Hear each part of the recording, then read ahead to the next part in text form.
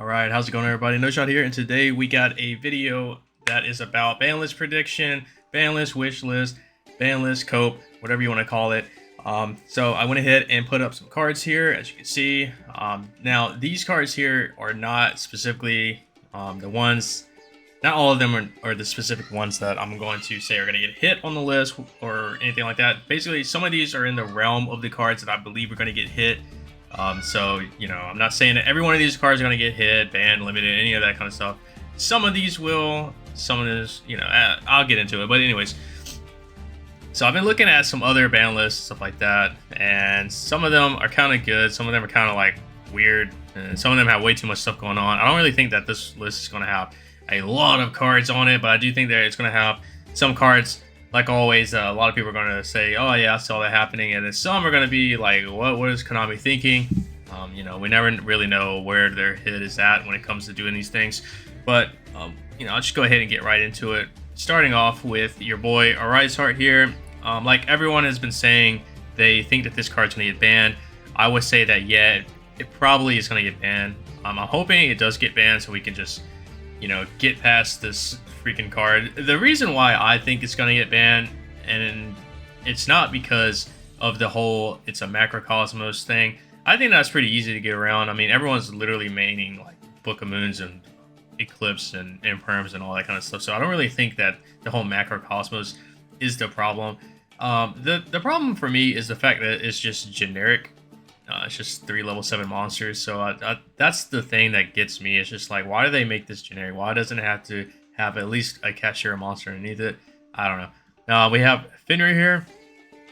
Fenrir represents all the other Kashira cards. I mean, I've seen some people say Birth. I've seen some people say that Unicorn probably just need to get limited. I even seen some crazy people say Theos is the problem, or maybe even Planet, but I don't think any of those are the problems. Me personally, I think Fenrir is the only one, in my opinion, that probably needs to get hit. Out of all the Kashira cards, I would honestly say let Rise Heart stay in the game, but just limit Fenrir. I think that Fenrir is just the most problematic one because it is just so splashable to put in every deck. I mean, it's just so good. I mean, why not put a monster in your deck that literally searches for another copy of itself, and that other copy can be a discard card, or it could be just in case if your board gets wiped, you have another one, and then you have a third one to search for or whatnot. So we see decks like Vanquish Souls abuse this card, and we get Puurly that's abusing this card. There's just so many decks that can just utilize it, so why not go ahead and limit it? Next we have is the Eradicator. You know, I think a lot of people want this card banned. At first, I was fine with it. It's, you know, it's whatever. But then it started getting a little out of hand at the locals that I played in. I mean, I started using it, and other people also started using it. And basically, it became this whole, like, oh, who gets Erad first wins the game and stuff. So, and the fact that you get free information on what your opponent, like, has in their hand and what they're drawing for, like, basically 4 turns. I mean, that's pretty crazy. So I can see this card getting banned. Hopefully it does. Honestly, I don't see why at this point all the cards that just freely look at your opponent's hand, why are they not all banned? I mean, free information for like giving up like 1 card, it's not really fair at all. So I don't know why we even have these cards even legal still. Next up we have D-Shifter. At first I was hoping that this card get banned. Well, I still am hoping that it gets banned, but I don't really think it's going to. I think if anything, it'll probably just get semi-limited. This is probably the only hand trap that deserves to be just straight up banned, because it can just win a match instantly. I can't tell you how many games I played where I just activated D-Shifter and my opponent was like, all right, next game. That's all I had to do was just activate D-Shifter, and they're like, yeah, next game. So this is probably like the one hand trap that deserves to get just flat out banned. Next we have Bystial Magnuma, representing all the Bystial cards out there. So I've been seeing a lot of people say multiple dragon cards need to be hit, like Magnuma, Libellion, and even the Seals card. I was one of those people. I said that, yeah, Seals needs to get banned and Magnuma to 1, and Bystial, Libellion to 1. But now overthinking, like, you know, I sat there and I thought about it for a second. I was like, you know what? Really, the only one that's just a huge problem is probably Magnum. I mean, it being able just to search for any other dragon in your deck during the end phase, or just add one back from the graveyard is pretty wild. So it being limited by itself is a pretty good starting point on trying to slow down the deck, because now you kind of, you know, when you have Lebellion, it's like, all right, do you want to send Lebellion to get a Saronir, or do you want to get your one and only Magnemut? You probably want to get your one and only Magnemut to go ahead and start things off. So, or, you know, it just puts them in a kind of a weird, like a little different position, because they probably would still search for Saronir just to get the, you know, all the other stuff going, like the Regain in the graveyard and the Branded Beast on the field and stuff like that. But I don't know, I think Magnemut is a good starting point at what they should be doing, so maybe just limit Magnemut and then we'll go from there. Next we have my friend Puurly, representing all the Puurly cards. This one is kind of weird. At first I said, you know what, Sleepy is the one card that probably needs to just get limited, because drawing 6 cards on your opponent's standby phase is pretty nuts. But the thing is that Sleepy is just getting, I mean, not Sleepy, but Puurly is just getting caught in the crossfire between all the other good decks. I mean, literally, it's a pretty easy deck to beat. I mean, if you have a single Imperm and they don't have a single way of stopping your Imperm, I mean, you just auto win against the deck. Or if you have like a Book of Moon, you auto win against the deck, or a Book of Eclipse, you auto win against the deck. So it just suffers from everything else that is in the meta. Mostly just Kashira. Kashira pretty much screw this deck over big time. D-Berry is an auto win against the deck, so it's just Sleepy to me was just not the hit anymore. Maybe it's My Friend. I'm leaning towards My Friend. I've seen some people say that Street should probably get limited, but I'm thinking maybe My Friend. I mean, My Friend being able to just go ahead and, you know, reveal 3 from the deck, and then you get to just add, you know, not either one of them, but you get to just add one of them for just paying 500 life points. And then you get to extend your play even more because of that. I mean, it's just insane. But the Street, it makes sense as well, because if you have the one Street up, and then you can just, on the end phase, equip a card, and then you have a 5 material Noir on your first turn.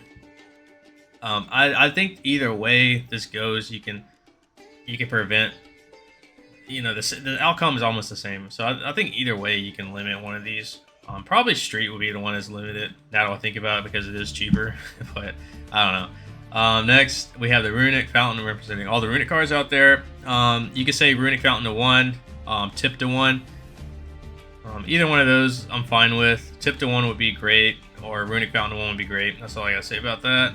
Pot of Prosperity. I think Pot of Prosperity, a lot of people are saying it needs to be at 1 or 2. I agree. It needs to be at one of them. It can't be at 3. I mean, playing 3 pots is basically just almost another copy of every card in your deck. So this card being at 1, I can see it happening. But do I think Konami's going to put it all the way down to 1? I don't think so. Maybe it will stay at 2. Only time will tell. I have no idea. Now, moving on to the next part, I think I am like one of the few people that foresaw this deck being a major problem. And that is none other than the Unchained deck. So, I called this day 1 of Duel Nexus being out. My friend of mine in my team, he got the deck on day 1, and me and him play tested it against each other. I was playing Kashira. We were getting ready for the regionals. I think regionals was like 2 weeks later or something like that. So this is like, you know, even before all the regionals started, right?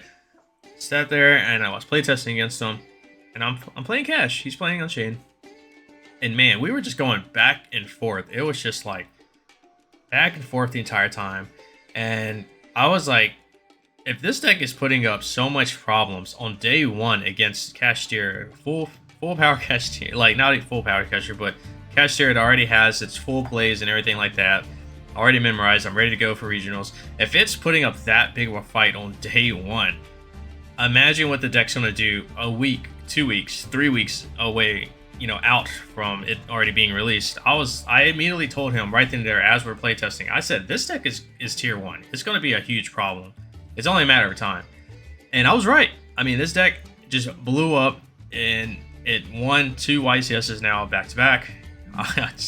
I called it. And I also said, even before the first regionals of the season, the week before the region, actually the week of the regionals, like 2 days before all the first regional stuff of the season. I sat there and I told my friends something in this deck needs to be hit because this deck is insane. It abuses it abuses a mechanic of the game, which is being destroyed and stuff like that. It abuses that too much, and something in it needs to be hit.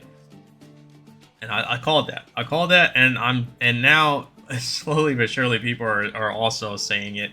But I said it way back, day one of this deck being out, that it's gonna be a problem. I put Aruha here because I honestly don't know what is the best hit.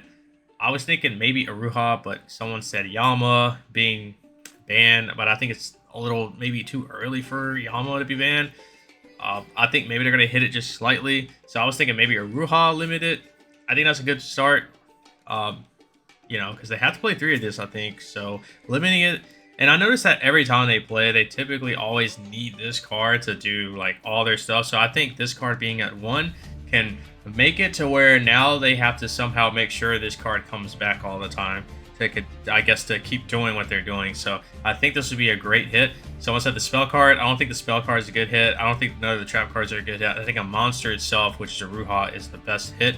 I put Tour Guide here because Tour Guide is not, you know, obviously it's not an Unchained card, right? But it is a card that Unchained abuses. So what does Konami like to do? Konami likes to hit cards that are not tied to the archetype of a certain deck. They like to hit, you know, the card that's just not tied to it. They just like to hit it, get it out of the way.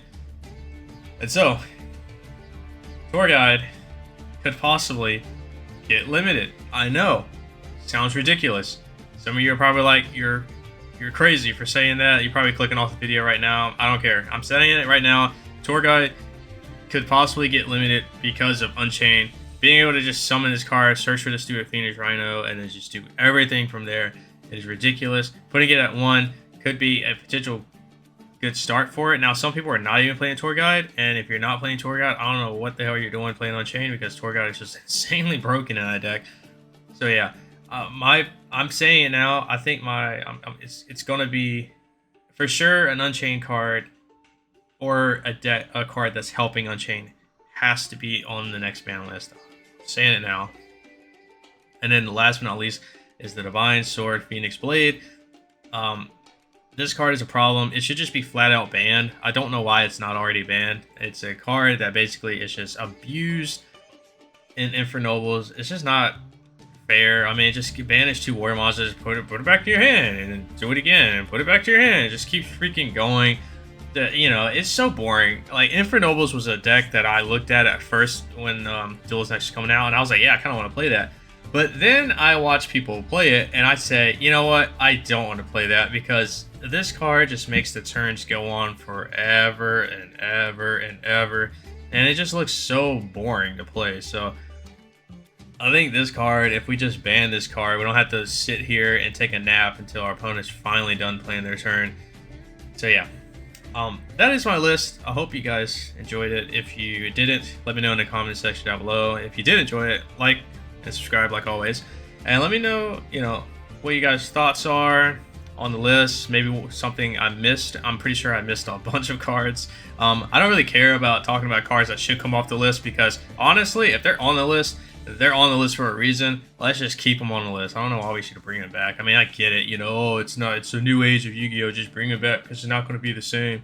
I don't care. Like, if it's on a list, it's on a list for a reason. Just keep it there. I don't really care about cards that are, you know, already on there and stuff like that. So, yep. Anyways, I will catch you all in the next one. Also, I'm going to talk more about this whole Unchained thing, because I feel like a lot of you guys got pretty much tricked by all these other content creators on this deck, because I've been seeing their trends, what they do, and I think a lot of you, if you all watched their tier lists when the Duels Next came out, and you took what they said, you know, and you were like, oh, you know, you applied it. Basically, you just took it and said, oh, you know what, they're right, I'm just gonna go off of their tier list or whatever.